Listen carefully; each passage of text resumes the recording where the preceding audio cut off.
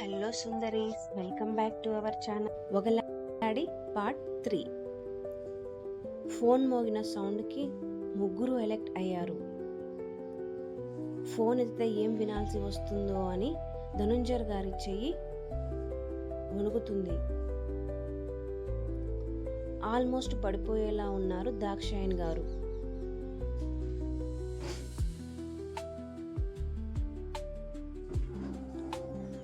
తండ్రి చేతిలో నుండి ఫోన్ తీసుకొని లిఫ్ట్ చేసి చెవి దగ్గర పెట్టుకుంటుంది దితి.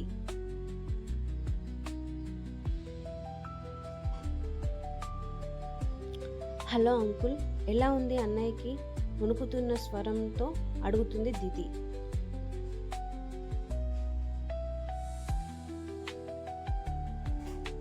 మమ్మీ డాడీ ఉన్నారా అని అడుగుతాడు జోర్జ్ అంకుల్.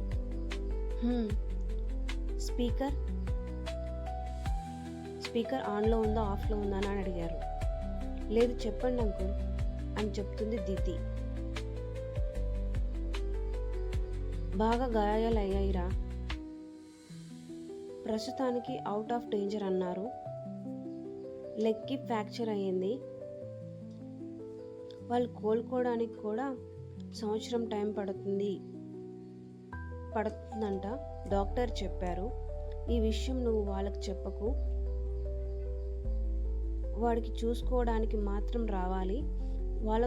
వాళ్ళకి తోడుగా నేను కూడా ఉంటానుగా.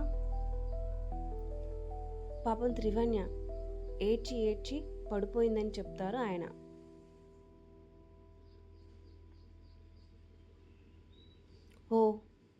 ఓకే అంకుల్ అని అంటుంది దితి. వాళ్ళకి ఇప్పుడే విషయం చెప్పకు, వచ్చాక నేను మెల్లిగా చెప్తాను, లేదంటే కంగారు పడతారని చెప్పిన ఆయన కాల్ కట్ చేస్తే చెవి దగ్గర ఫోన్ తీసి ఇద్దరి వైపు చూస్తుంది తను.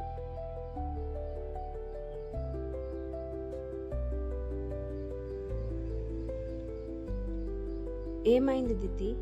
ఏమన్నారు అన్నయ్య అడుగుతాడు దాక్షాయణి గారు.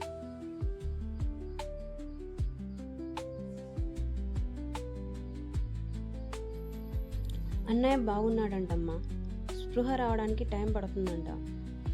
మీరిద్దరిని అంకుల్ రమ్మని చెప్పారు. అన్నయ్యకి క్యూర్ అయ్యేంత వరకు ఉండి వాడిని ఇక్కడికి తీసుకొస్తే ఇంకా ఎలాంటి ప్రాబ్లం ఉండదని చెప్తుంది దితి.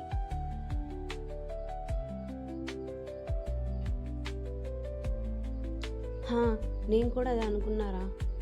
వాడు ఈసారి ఏం సాకులు చెప్పినా నేను వినను. ఆ దేవుడు నీ కరుణ ఎప్పుడు నా బిడ్డల మీద ఉండాలి. వాళ్ళకి ఎలాంటి ఆపద రాకుండా నువ్వే చూసుకోవాలని గాల్లో దేవుడికి దండం పెట్టిన ఆవిడ లగేజ్ ప్యాక్ చేసుకోవాలని హడావిడిగా వెళ్ళిపోతారు గదిలోకి.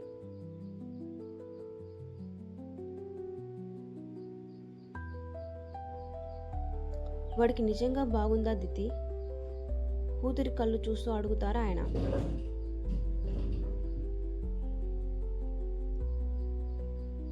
డాడీ ప్లీజ్, అమ్మ వింటే ప్రాబ్లం అవుతుంది మెల్లిగా చెప్తుంది తను.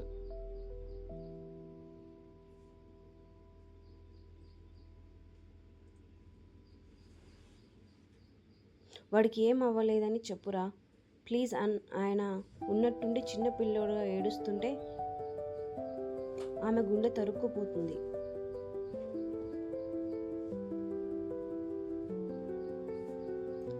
ఏం అవ్వలేదు డాడీ, అన్నయ్య బాగున్నాడు, ప్లీజ్ మీరు ఏడవకండి. అమ్మ చూసే తట్టుకోలేదని ఆయన్ని హత్తుకొని చెప్తుంది.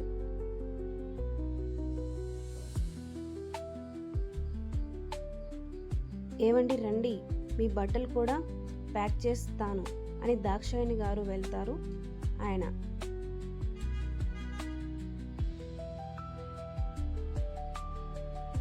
కాస్త హడావిడిగా ఉన్న తల్లిని చూసి కిచెన్లోకి వెళ్ళిన దితి ముగ్గురు కోసం వంట చేసి బలవంతంగా తల్లిదండ్రులకు తినిపిస్తుంది.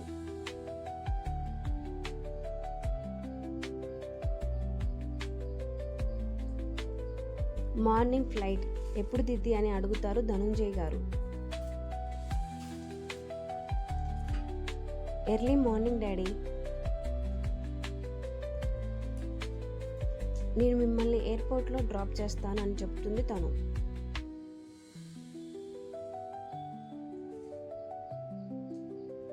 అవును ధను, మరి దిత్తి ఎక్కడుంటుంది? ఆవిడ అప్పటి వరకు కూతురు గురించి ఆలోచన రాకపోవడంతో అడుగుతుంది ఇప్పుడు అయోమయంగా.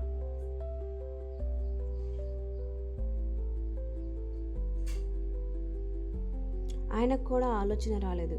ఇప్పుడు వారు వెళ్తే ఎప్పటికి వస్తారో తెలియదు. ఆయన ఆలోచనలో పడ్డారు.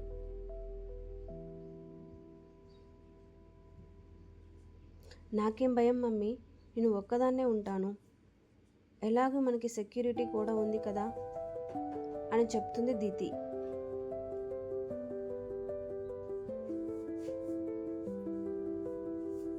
నీకేం భయం కాదు, నీ గురించి మాకే భయంగా ఉంటుంది. పోనీ నువ్వు కూడా వస్తావా అని అడుగుతారు దాక్షాయణి గారు.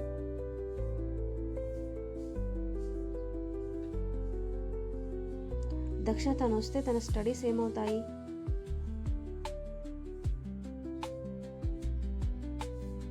మరి ఎలా అండి అంటుంది దాక్షాయిని. నా గురించి మీరేం ఆలోచించకండి డాడీ, కావాలంటే నేను హాస్టల్లో ఉంటాను,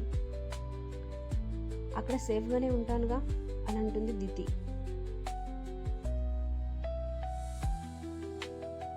నువ్వు హాస్టల్ ఫుడ్ అస్సలు తింటావా? అక్కడ నెల రోజులు ఉంటేనే ఫీవర్ తెచ్చుకొని రెండో నెలలో హాస్పిటల్లో ఉన్నావు అని అంటారు దాక్షాయణి గారు.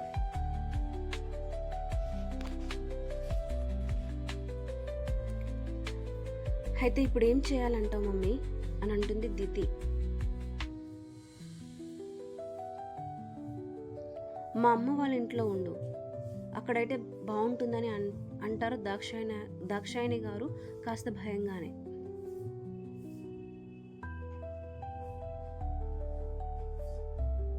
ఏంటి వాళ్ళ ఇంట్లోనా?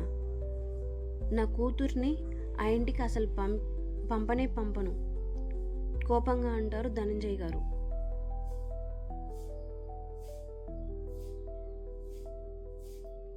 డాడీ ప్లీజ్, ఎందుకంత కోపం?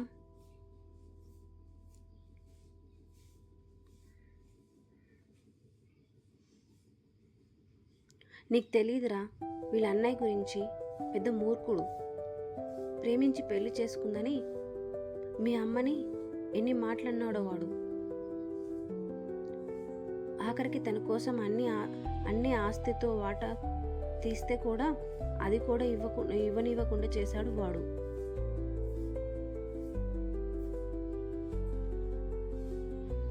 అలాంటి వాడి కొంపని నిన్నెలా పంపిస్తా నేనని అంటారా ఆయన కోపంగా. Thanks for watching our video.